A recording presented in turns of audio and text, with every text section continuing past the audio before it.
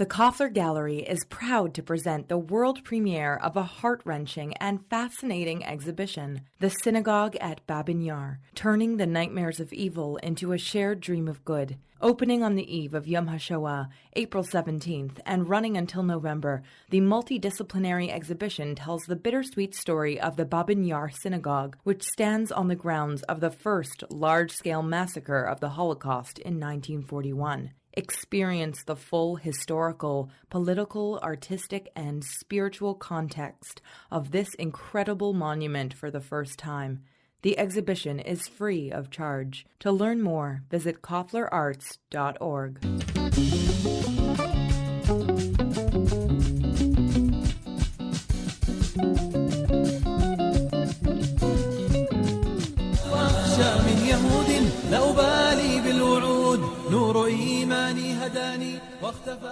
That's what it sounded like in an Instagram video that horrified the Montreal Jewish community last week.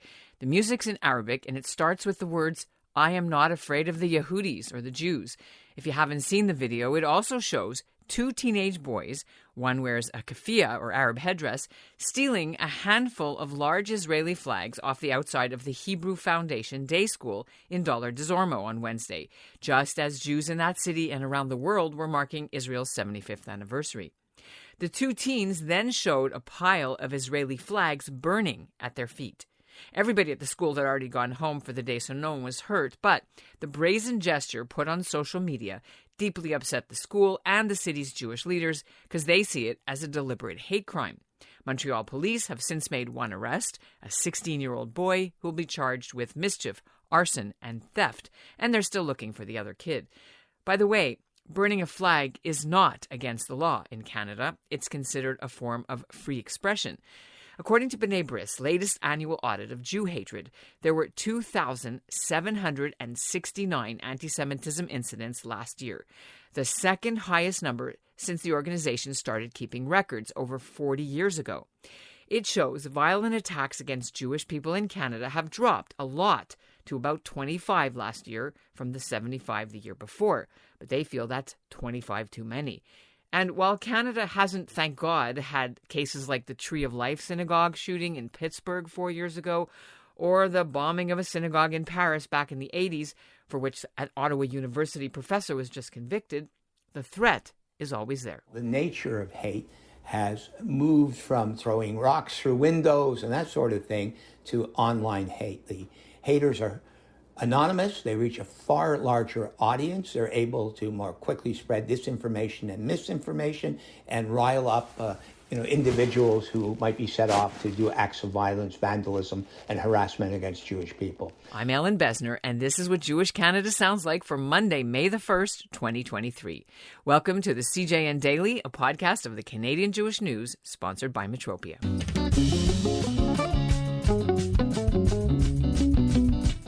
Now, today is May 1st, and it's the start of Jewish Heritage Month, which is a period officially recognized by an act of Parliament 4 years ago. It's also the CJN Daily's 2-year anniversary today. And as we've done since we launched, we tell you stories about Canada's Jewish heritage. So we'll start by taking a look at how safe Jews are living in Canada. B'nai Brith released its annual antisemitism report on April the 17th, and we wondered why the numbers seemed so high. And the numbers are so different than the Canadian government's own data on police-reported hate crimes against Jews, which accounted for a fraction of that number. It's also way higher than in France and even more than in the United States in 2021, although their Jewish population is about 17 times bigger than Canada's.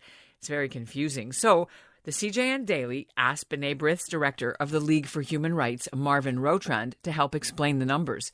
He joined me from Montreal. Okay, I want to talk to you about the data, the report that came out just after Pesach right before last week. Can you talk about how most of the reported cases get to your attention? Well, we get our data in numerous different ways, and it's evolved over the years, just as the type of hate aimed at the Jewish community has evolved as well. B'nai Brith actually began auditing in 1982. That makes this our 41st edition of the audit. Back then, you basically had to call us on a landline or come to our offices. We did have some contacts with police departments, But over the years, the nature of hate has begun to change in Canada.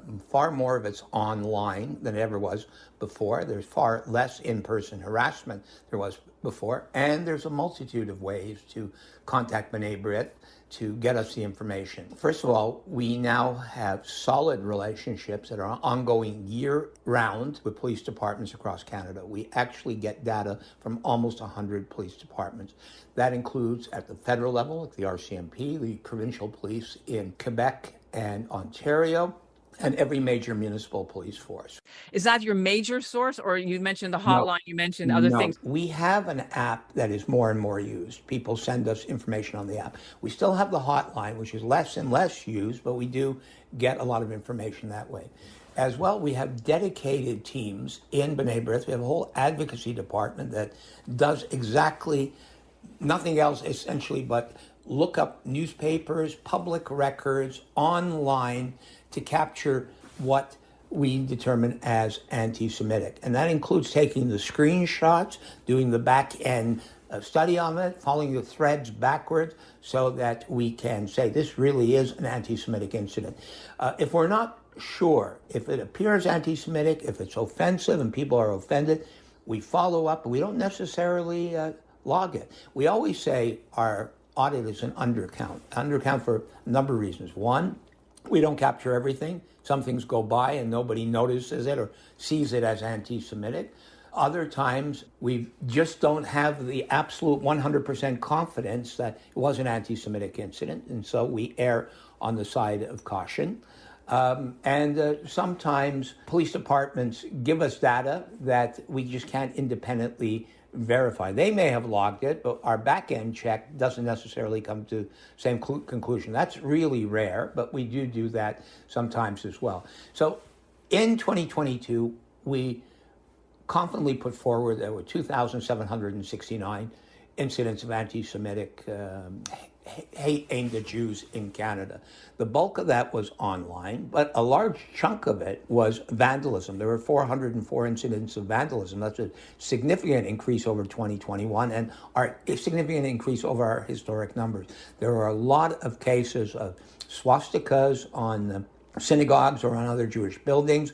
We had a spate in the Kitchener-Waterloo Guelph area in the summer where there was 7 incidents in only a couple of weeks. That's continued into 2023, unfortunately. We've had synagogues that have been targeted for hate symbols and swastikas in particular. We also recorded fewer violent incidents than we did in 2021, but there were still 25, and that's worrisome. I don't understand, and maybe you can explain it to me, because when your numbers came out around a little bit after ADL's and the Tel Aviv University's numbers came out about worldwide anti-Semitism. So their numbers are different, and they're also different than the Statistics Canada police reported hate crimes, which are a fraction of that. I'm just going to run down so our audience knows what I'm talking about. So, for example, in the U.S., in 2022, the ADL had 3,697, up from 2,721 in 2021. France, with a population of a little more than Canada, 440,000 Jews, had only 436 incidents last year.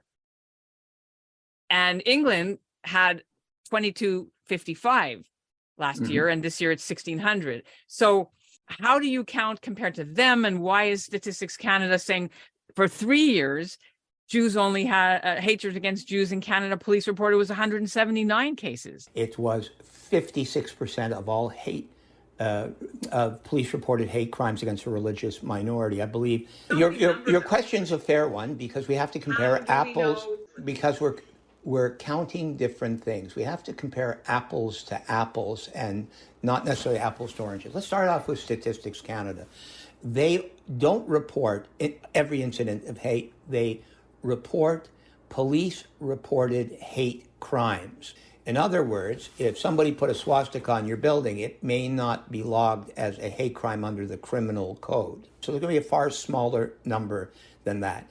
Under the criminal code, certain offensive speech, which might be deemed to be hate, is not deemed to be a hate crime. And that's the difference between Statistics Canada and us as well. ADL is a different metric. doesn't count certain things online that we do. Something that contravenes the IRA definition would probably fall into a category of a verifiable anti-Semitic incidents for B'nai Brith. I'm not sure it would for ADL. The thing that's most noticeable, there are two things that are noticeable. In 2012, we recorded only 1,365 anti-Semitic incidents. So in 10 years, up to 2022, there was a 106% increase. By any definition, that's a major increase of over 10% a year, cumulatively 106%. Regardless of what metric the ADL uses, they too have been noticing a major increase. Their last numbers showed an increase of 33% year over year. And that's pretty scary. So the thing that your listeners need to know is not whether our definition and that used in France is necessarily different, but whether our definitions, which have been consistent, are showing an increase in anti-Semitism. And while some people said, well, good news, it went down 1.1% this year, we're not seeing that as good news. A lot of it, let me just interrupt you there, because you mentioned that earlier that the report mentions that 75% of it is online. Graffiti is up a bit, of course, a lot, actually, vandalism. But in terms of how dangerous it is for Canadians in Jewish Heritage Month, if it's some random troll or even Leith Marouf, where there's not randomness, but you have to see who is saying it on social media, saying George Soros is, or whatever, who cares? You should care. The online hate can often be the catalyst for violent incidents. Has been in the United States. It has been in Europe. It could be here as well. What do we need? Somebody to attack the Shar HaShamayim synagogue and try to burn it down because he saw things online, as happened in January of 2021. We were fortunate that there was nothing worse that came out of that incident. The security subdued the person and had him arrested. It doesn't take much to set off someone. It could be a much worse incident. And of course, a lot of this online hate promotes violence against Jews. So we have to take it very, very seriously. There's no reason we can say it's blowing off steam. It's okay. Let's just ignore it. We cannot ignore it because we never know where it could lead. Okay, now you have had some successes. Just recently, we're talking days after the arrest of a man in Montreal who targeted Orthodox people. Couple of charges and convictions in Montreal for two guys who drove around during the pandemic looking for Jews. How much of the work that B'nai Brith does with police forces is now sort of paying off? And in Ottawa, for example, with the school board that they charged a kid for doing a Heil Hitler salute in one of the high schools. Well, I would like to think that our work is actually very fundamental in changing attitudes and improving knowledge about what is anti-Semitism. We might be talking on this podcast about the large number of anti-Semitic incidents and how shocking it is and how much we need to do.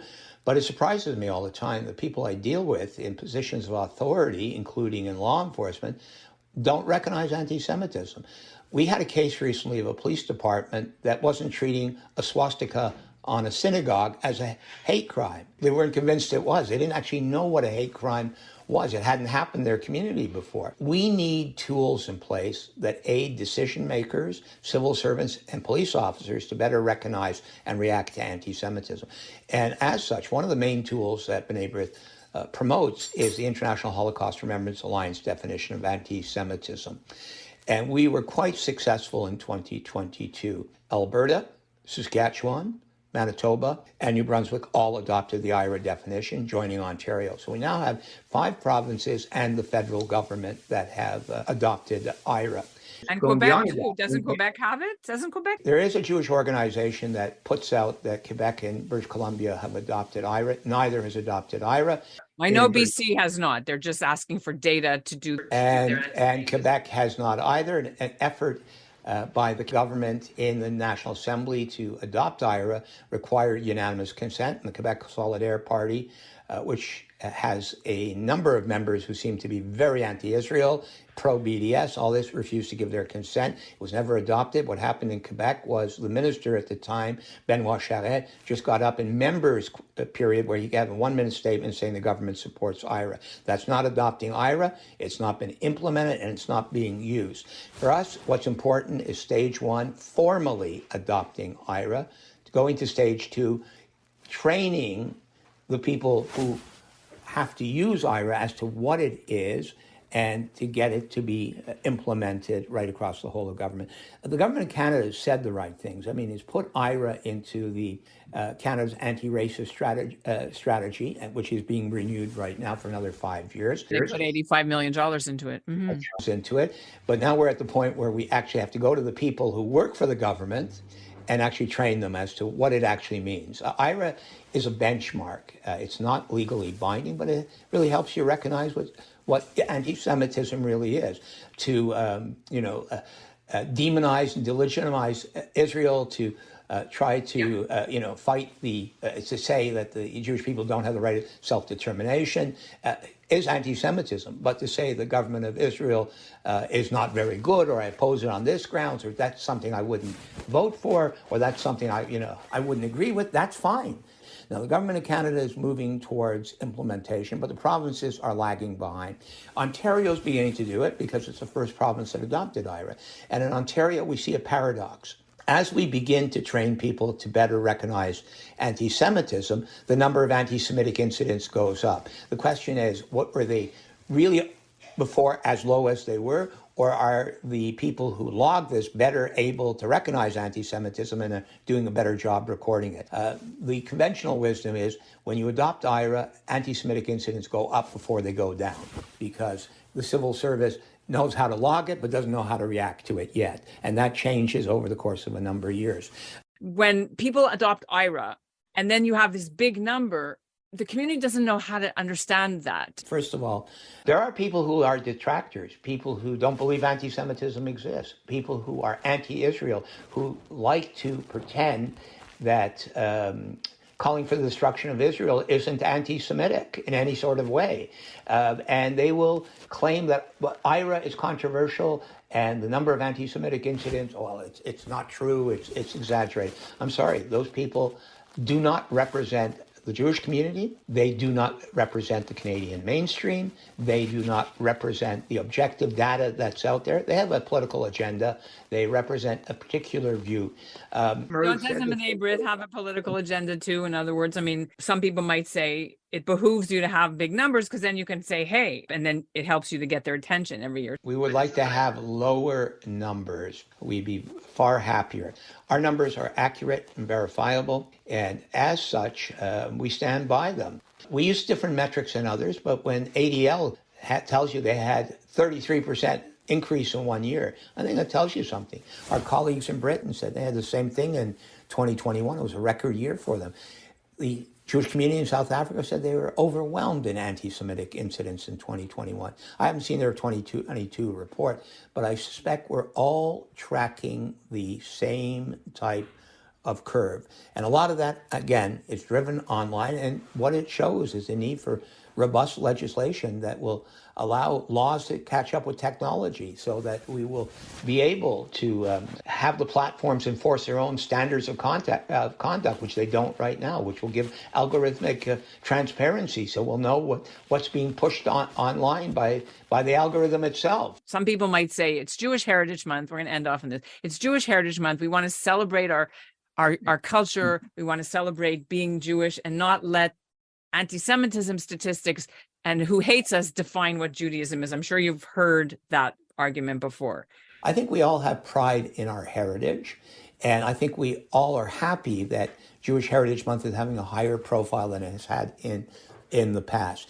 In 2022, B'nai Brith made a campaign to highlight Jewish Heritage Month, because we said very little had been done since 2018 when Parliament adopted Jewish Heritage Month. Unlike some of the other heritage months in Canada, where different ethnic and racial and religious minorities are celebrating their heritage vigorously, as Jews we did little. So in 2022, B'nai Brith asked municipalities and provinces to do something. And we had 42 partners.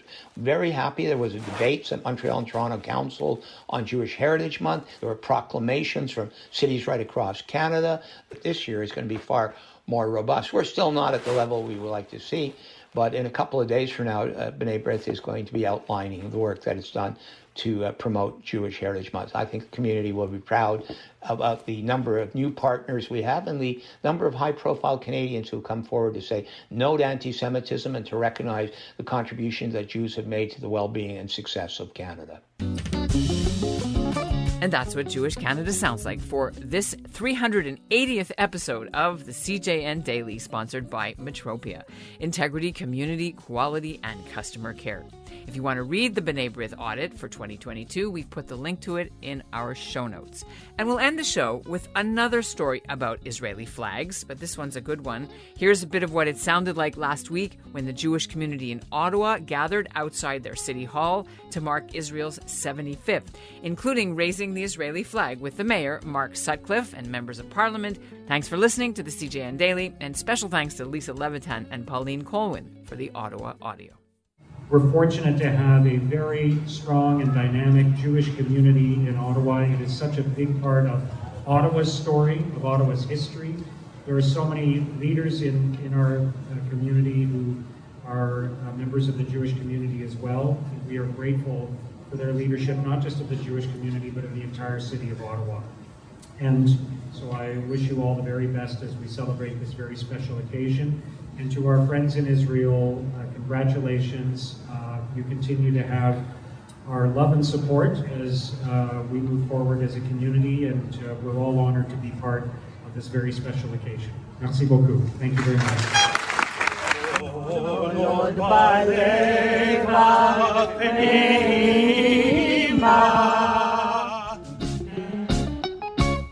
UJA's Walk with Israel is happening this Victoria Day, Monday, May 22nd. Join thousands of community members for the world's largest Israel Solidarity Walk, followed by an epic Israeli-themed beach party to celebrate Israel's 75th birthday. Get all the details by visiting walkwithisrael.com. This is our moment to unite as one strong and proud Jewish community. Religious and secular, left and right, Jews and allies. Everyone belongs at the Walk with Israel. Register before May 19th, and if you use the promo code CJN, you can save 10% on all Walk Bundle packages.